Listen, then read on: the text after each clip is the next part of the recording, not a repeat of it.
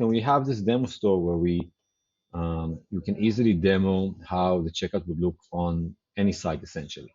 So I'm putting some stuff in the cart here. I'll enter my name here and an email address. Now everything I do here essentially happens, some random string.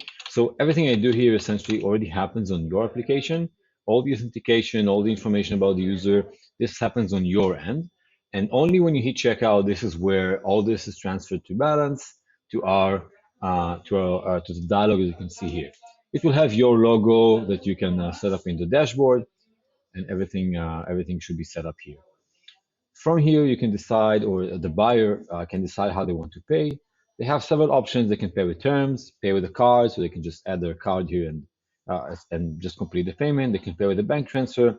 They can just get an invoice from checkout, so they don't have to bother you as the merchant to get an invoice if they want to pay on that invoice. So with a wire transfer, with a check. So that's something that they can also do from here.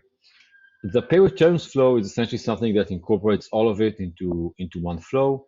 So you can I'll show you how this looks like. So you press, or the buyer presses pay with terms. The first thing they need to do is connect their bank account. They won't need to do that if they did it before, but for the first time here, they will be asked to connect their bank account. So this is the flow you'll see here. We use different providers for that. The one you see here is Plaid. So they would enter their information here. And using that information, we can do two things. The one is assess their creditworthiness. We can use that information together with other information we have about the company.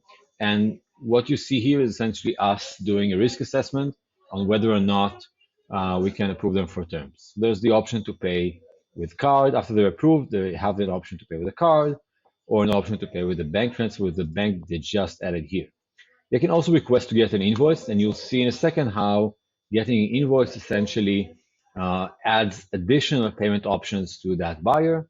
So they can ask for an invoice. The invoice is sent to this email here. They hit confirm,